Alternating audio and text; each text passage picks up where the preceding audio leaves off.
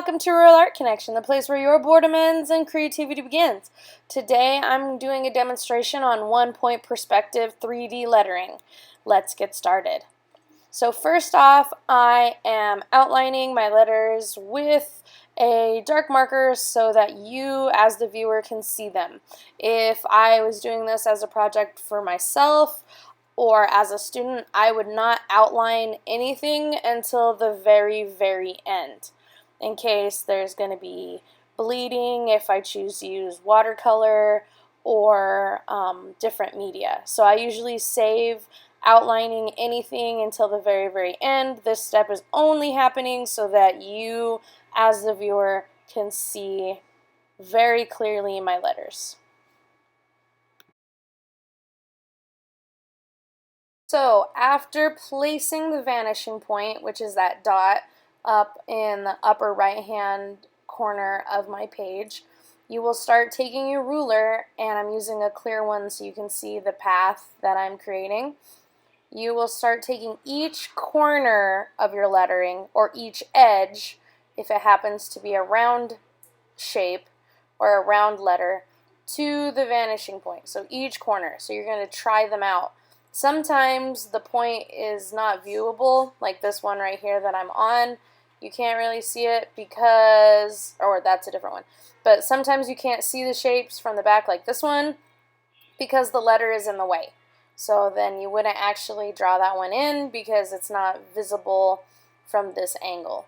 Next, you will take and match the angle of your letters to create the 3D shadow portion or 3D portion of your letter. And you line it up accordingly on the vanishing lines that you've made. And you align them up following the same angles. This is where a lot of my students get caught up. They do not match the angles, and then their letters come out looking odd or not the way that they expected.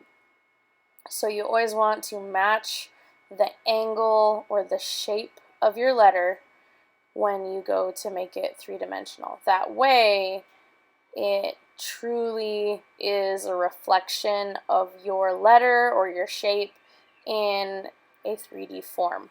You're just drawing the other side of the letter itself. So I'm cleaning up a little bit so that there's no extra lines in the way, darkening this up so you can see what I've done, and then I will continue the process on with each individual letter. So this process is simple once you get the hang of it. At first it might seem daunting and very complicated, but the more you do it, the more you practice it, the easier overall it will become for you.